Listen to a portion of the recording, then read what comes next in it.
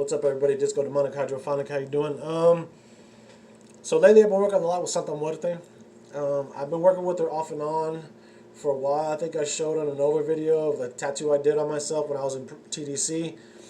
Um, TDC is Texas Department of Corrections, and I kind of would pray to her then, and so like that relationship is built over the years. That was many years ago. Then I did that, and actually I was introduced to her by like this Mexican dude who was involved with the cartels over there, and he was telling me all about it. And I was like, that sounds pretty fucking cool. And so that's when I started like just kind of talking to her. But I noticed a lot of the guys that I had come across, and even now that I see when they try to work with her, they're always just asking her for stuff. They give her offerings and ask for stuff. And so like I didn't want that in my relationship with Santa Muerte, so I started. I ask her for stuff sometimes, but I always let her work in the way that she's going to, even when I ask her for stuff. And I found this works the best. So this eliminates something I've heard about a while back called saint shaming, or whatever. Like I don't know why somebody would do that, honestly, but it's like it eliminates all of that. Like without expectation, we are invulnerable. I think Rumi said that. I'm not really sure, but so without expectation, we are invulnerable. We don't have to worry about being let down because we have no expectations. The only expectations I have is building the relationship with her, and that's happening. You know what I'm saying? So everything's good. Whatever she does is what she does. She takes care of me when I need it, and it's pretty dope. Obviously, I have relationships with many other entities. I have several entities that just come to me out of nowhere. A lot of them are related to death. I don't know if that's because I grew up next to a graveyard or what aspect. Something what they gave me some gnosis about that, but that is a little bit too deep for me to go into right now. So anyways, I've been working with her, and I got some channel gnosis from her that I wanted to share with everyone. And so this channel, I don't think that's important to mention. Yeah, whatever. Anyway, so what I got was, there's a few different things I got. So I kind of just, over these few days, some days I channel with her, some days I don't. So I kind of just put everything together, things that seemed like that weren't just for me, that were kind of could be for everybody, and just kind of put it together. So there's no really order here. I just flipped through my book and started writing shit, And I rewrote it so I could read it better. Because when I'm channeling, I'm just kind of writing in the dark. I don't know what the fuck. I do my best to write, but sometimes I can't really make it out. So I read it slow. So I went through everything and deciphered it so it's clean, So anyway, here goes. So brave are those that seek the unknown to them without assurance of victory. Grab hold of this bravery and carry it with you further. Focus on this and apply this to all of your life. Rejoice in defeat, for the lesson you learn in defeat teaches you victory. Victory is a series of losses/lessons. Now, I think I've explained this in earlier videos. If not, when I have the slash, what they're doing is they're telling whatever entity I'm working with is telling me that those two words are supposed to be melded together and mean the same thing. So what she means here is like losses or lessons, right? So it's losses/lessons. All right, and cry no more, for the time has passed. For that time has passed. Cry no more, for that time has passed. Relinquished aborted structure and carry forward into victory. There's that. So here's another one. Carnal deceit is a lie, and you should ignore it.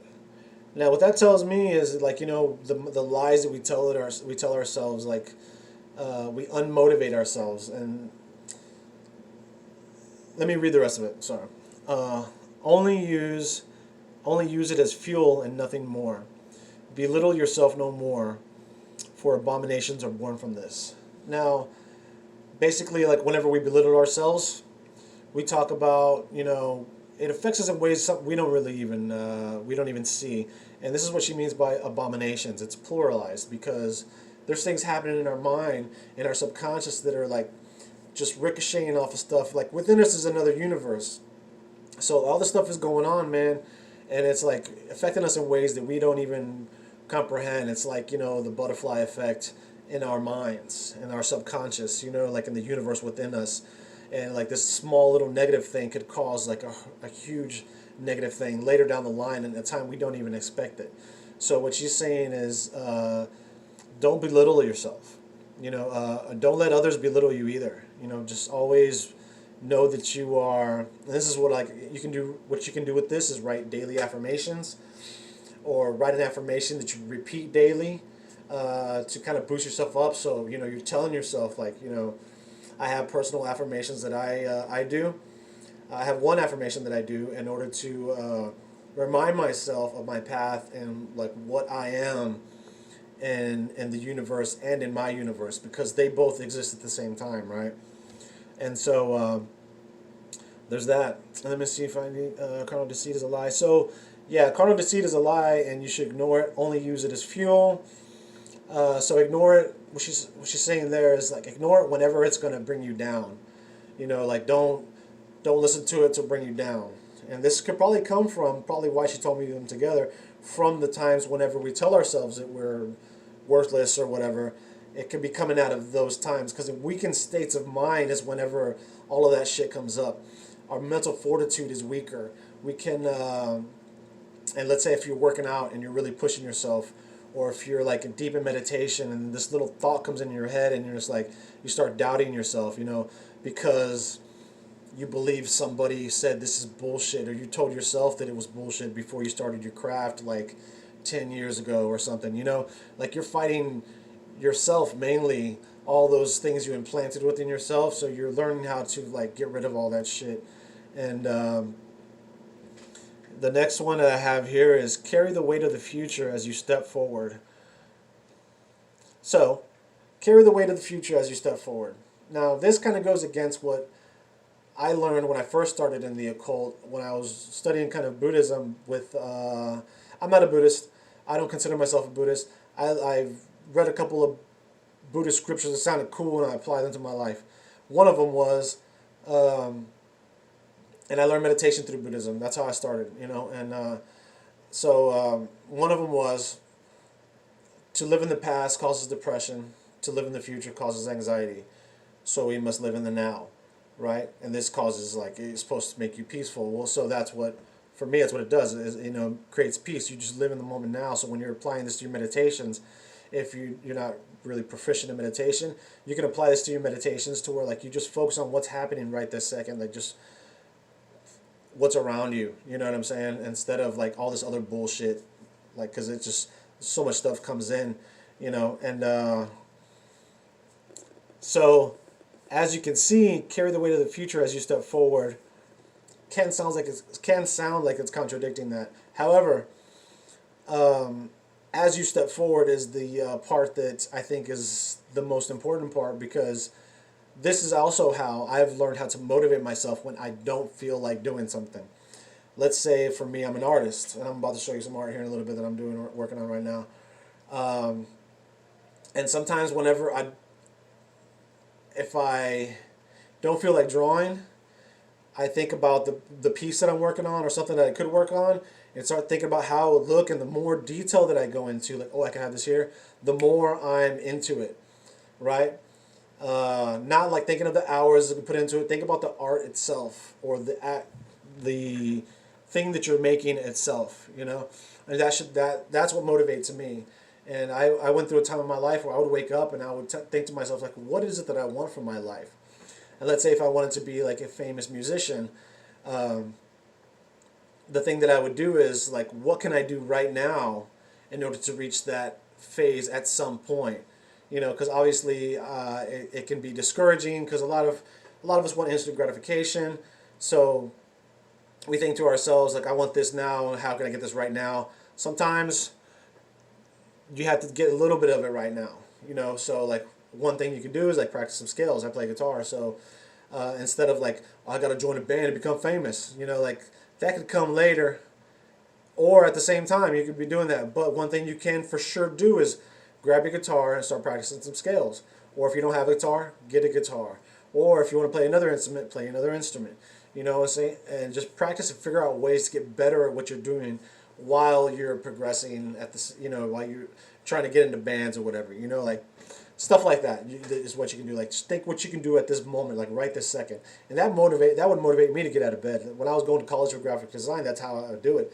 I would be like, man, what the fuck do I want out of life? And I was like, I want this and this and that, and how the fuck am I going to do that? Well, I got to do this and this and that. Well, how am I going to do that? Well, get up out of bed and just fucking get some, and after about, I don't know the timeline, but after a little while of this, getting out of bed was no fucking problem, man. Motivating myself was no problem because I knew what I wanted.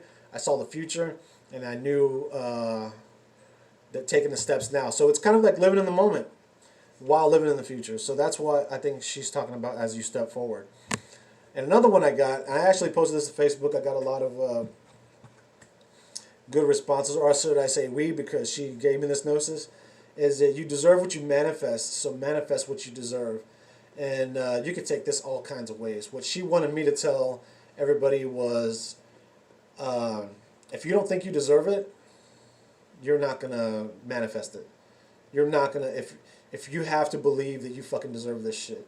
So one way you can do this is if you've been telling yourself you don't deserve this shit for a long time, you're like, let's say if you want love, you've been telling yourself you don't deserve love, you're not going to get it because you don't think you deserve it. So you cannot manifest it. I mean, you could probably manifest it for other people, but you're not going to be able to manifest it for yourself. And if you get even close, you're going to sabotage it, or you're not going to see it. There's all kinds of things. So you have to believe that you deserve it. And one way you can do that is to do daily affirmations. I have an affirmation that I do every day. And you can do it as many times as you want throughout the day. You don't have to do it. Like if you forget to do it at 9 o'clock in the morning, and you've been doing it at 9 o'clock in the morning for like a month, fucking do it at 9:30 or whatever. It's cool. You don't have, and you can do it like 5 times a day. It doesn't matter. Just tell yourself, put that in your brain so your subconscious mind hears it. This affirmation that you are a fucking badass and you deserve this shit. And if it's however you justify it is what you need to do. Like, I've lived my life and I've been through a lot of shit. I deserve happiness. Or, you know what I'm saying? Instead of trying to identify the pattern, like, oh, I never get what I want, blah, blah, blah. That's what you're focusing on. That's what you're going to fucking get. When I was on the streets, this one guy told me, I'm sure everybody's heard this, there's 2 wolves that live inside of us. One is positive and one is negative, right?